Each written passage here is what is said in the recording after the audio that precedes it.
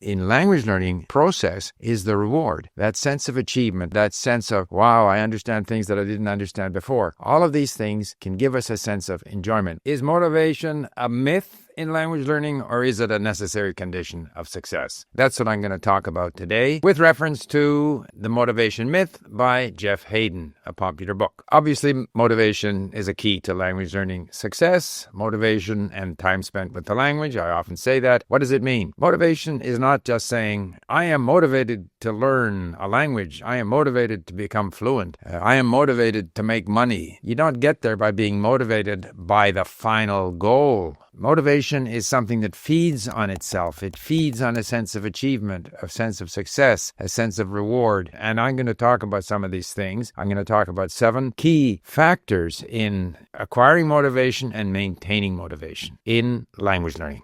You know, I was struck by the fact that here in Vancouver, not many people learn foreign languages. In fact, very often, if I speak to someone whom I come across in a store or somewhere in, Chinese, Persian, Spanish, whatever, people will often ask me, where are you from? Because the average person here in this English-speaking environment, in fact, doesn't speak foreign languages. They aren't motivated to learn foreign languages. A big part of the reason is that the experience in school with French learning is very unmotivating or demotivating. However, there are exceptions to this. Every time I meet someone here, a young person who has been through the French immersion program, they are motivated to use their French. When they hear that I'm interested in languages, they will immediately start speaking to me in French, even though very often the French level of French immersion, graduates isn't that high. Why is that? Because they have a sense of achievement, a sense of confidence, a sense of knowing something. They want to use it because they feel confident. This is a part of who they are. So how do we get people started so that they are less concerned about the obstacles? A person living in Vancouver, you could argue, has no need for French, and therefore they're not motivated to learn French. However, those kids who have been through French immersion are motivated because they have achieved some level of success. They have had a reward from their language learning or from their exposure with another language, in this case French. I think the same thing is true in Sweden, where kids in early childhood are exposed to English language television, or even people in general in areas where there are opportunities to hear other languages, be it in Singapore or in countries in Europe. So they have a greater sense of confidence in their ability to acquire that language. So less resistance, less concern about how difficult the task is, and more realization that, in fact, learning another language can be a rewarding activity. So if the first point is that motivation is that sense of enjoyment, that sense of power, that feeling that this is something that you can do and therefore you're motivated to do it. We like doing things that we're good at, or at least have some sense that we can succeed at. The second point is that, as Jeff Haden points out, motivation is not a matter of reaching for the sky. Motivation is a matter of process. Establishing certain habits, certain activities where methodically we move forward. And by moving forward methodically, we start to achieve that sense of we can accomplish this task. As I mentioned in the first point, as the people like the French immersion kids here in Vancouver who have a sense that they can do this thing, which helps them not only in their French, using their French, but also I think gives them a more positive attitude, greater sense of motivation when it comes to learning other languages. I'm reminded of the example that I heard in the podcast that I'm listening to, Parse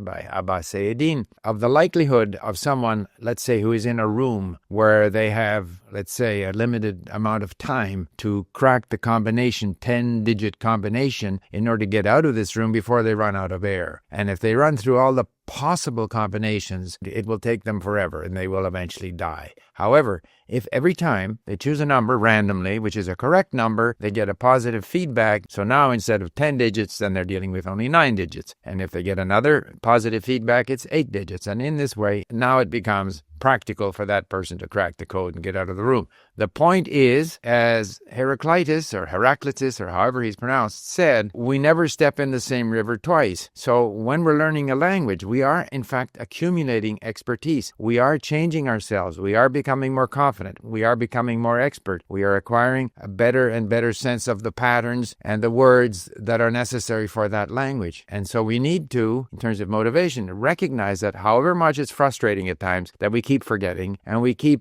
being unable to recall, in fact, we are not that same person. We are gradually increasing our grasp of the language, and that should be a source of motivation. So if we can accept that we are improving simply by being in the river, by being engaged with the language, we're building on what we know, then the next thing is, how can we, in fact, make sure we stay on task? So we have to accept that we're constantly improving, even if we're not aware of our improvement. But we also, and this is the third point, we need to have habits. This gets back to Atomic Habits, a book that I mentioned before, and it's part of Jeff Haden's message. We have to have not reach for the sky, ambitious, motives or objectives. We need to have specific habits. For example, I have been in the habit of getting up in the morning and listening to the language that I'm learning. I am in the habit of listening when I'm in the car. I have habits, for example, of making sure that I spend half an hour or so on Link on my iPad. So I have certain habits that keep me going. Even if my intrinsic motivation towards the language may sag, I have habits that keep me going. And of course, if we have these habits and the habits enable us to achieve slowly success in the language, this reinforces our motivation. Because motivation, as Haden points out, is largely a matter of success and reinforcing that sense of achievement that makes us motivated. In many languages, there is a saying that the first step is the job half done. In other words, it's very important to just even get going, get started. Even if you may not be tremendously motivated to learn the language or you're concerned that you won't succeed, if you can at least get started, take that first step and keep moving forward in small steps, atomic steps, small steps. Gradually, you will build up that sense of achievement or enjoyment. As I've said before, the French expression, l'appétit vient en mangeant, the appetite comes with the eating. You will build up that sense of achievement and confidence, which is in itself very motivating. Now, the next point is that there are other ways that we can maintain our motivation. To call it external factors. And these are, for example, nudges from goals or milestones. And that's what our statistics at Link are all about. Before I went to Turkey, I had 6 months. I said, I'm going to increase my known word total from, I think it was 8,000 words to 15,000 words, leaving aside what the actual meaning of known words might be, which depends on the language. However, it was an objective goal that I set myself. And so I made sure that every day I achieved enough of a sort of increase in my known words total so that eventually I would reach, actually I went to 35,000 known words. And that was a very sort of objective goal, external goal, but the net result was that when I went to Turkey, I was able to communicate in Turkish. So the sort of external milestone, nudging goal pushed me, motivated me to achieve what I wanted to achieve. And that was a sufficient improvement in my Turkish so that I could be effective when I was in the country. Now, another thing with regard to motivation is motivation can come from any source. It can be a relative, it can be a romantic involvement, it can be a trip to the country, or it can be these small steps of a sense of achievement. But we have to be open, or I try to be open to these sources of inspiration. For example, I was cleaning up my library here, putting some order into my library, and of course, I have a lot of books in many different languages, some of which I have read, some of which I have not read. So I found this book here by Herman Lindqvist in Swedish on Napoleon. I got into Napoleon because I was listening to Parsi's podcast about Napoleon's conquest of Egypt. And that got me interested in Napoleon. And so I'm reading some books on Napoleon. Then I find this Swedish book. Then I go to my Swedish audiobook ebook website called Bokon. Unfortunately, there's no ebook there, but there is an audiobook. So I downloaded it and I've been listening to it. So I'm exposing myself to this opportunity of enjoyment with the language, which I think is important because I have books. I have the opportunity to do the same thing in a number of languages. In other words, getting involved with languages has opened me up to a variety of sources of enjoyment, rewards in my language learning activities. And you have to work your way through to get there. But the other interesting thing is that I find now, having been in Persian and other languages,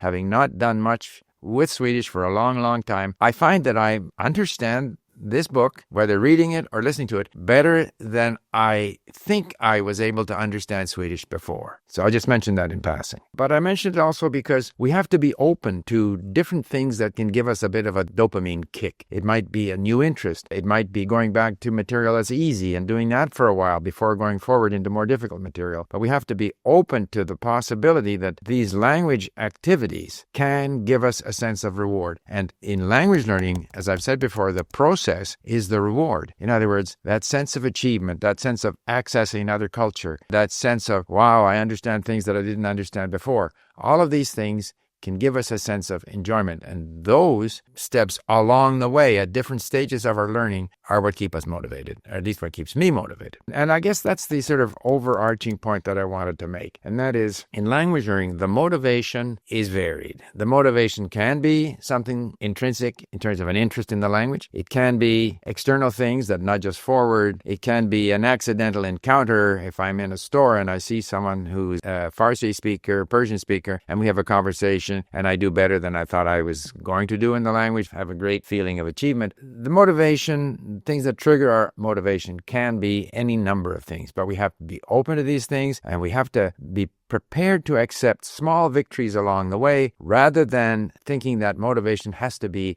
in terms of, I want to be fluent, I want to make $1 million. The sort of long-term goal shouldn't be the motivation. Rather, it should be that willingness to engage, to set up procedures, processes, habits that keep us moving along in the direction of eventually getting to some degree of fluency, but an openness to all of the different things that can motivate us and keep us going. So I don't think motivation is a myth, but the motivation has to be along the lines of what Jeff Haden says in his book. It's a series of habits, it's processes, it's giving yourself credit for what you achieve, and in that way, motivation can be a powerful force for language learning success. Oh, and by the way, what's this t-shirt? So one of my activities over the course of my career has been in lumber, marketing lumber, but also we developed a ERP system for sawmills and for companies in lumber distribution. So I thought I would do some cross-marketing here. So Woodmart, Woodhub, these are the systems that we have sold in various overseas countries and here in Canada. Thank you for listening.